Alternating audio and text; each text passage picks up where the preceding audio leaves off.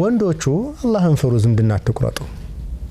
እናት ናት፣ ምትክ የሌላት እናቷ ታማባታለች፣ ምትክ የሌለው አባቷ ታሞባታል። ኢላ አኺሪህ ማለት ዝምድናን መቁረጥ ሐራም ነው። والذين يصلون ما أمر الله بأن يوصل ويخشون ربهم ويخافون سوء الحساب የሙስሊሞች ባህሪ ነው። እነዛ እንዲቀጥል የታዘዘን ነገር ይቀጥሉ ነው ያለው አላህ። ويخشون ربهم ጌታቸውን የሚፈሩ ويخافون سوء الحساب መጥፎ አላህ የሚርመራ ቀን ከባድ ቀን ነው። ያን ከባድ ቀን የሚፈሩ የሚንቀጠቀጡ ናቸው ብለዋል አላህ Subhanahu Wa Ta'ala። እና ዝምድና ቁረጪ ተብሎ በማዕሲያ ሰው አይታዘዝም።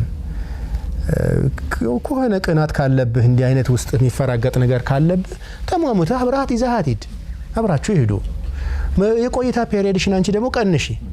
ግዴለም እዛ ረጅም ሰዓት መቆየት ፈለግሽ ከእህቶችሽ ጋር አፍላፍ ገጥመሽ ማውራት የልጅነት ትዝታሽን በሙሉ እግረ መንገድ እንድትፈልጊ ይሆናል። ናቹራል ፍላጎትሽን ሪሊ አፕሪሺየት እንደውም ኢንሳኒ ነው።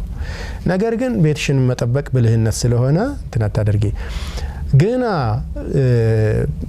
በቃ ትዳሩ ይቅር እንጂ እኔ ታመሙ ዘመዶቼን እጠይቃለሁ ብሎ ቤትን ማፍረስ እኔ ሪኮመንድ አላደርግም። የተስማማ ይስማማ፣ የተስማማ ይተው። ለምን ቀድም አንስቻለሁ። በሆነ አጋጣሚ ይሄ ነገር ኢንዳፕ ያደርጋል፣ የታወቀ ነገር ነው። ቀጥሎ ያለው ዘላቂ ጥቅማችን የሚከበርበት ቤታችን ይሄ ቤት ነው።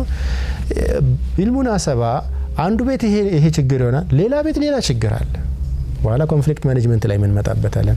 ሀቂቃ በእናትህ እውነቴን ነው የምነግራችሁ። በጣም የብዙ ሰዎች ቤት ገብቼ ወጥቼ የዱንያን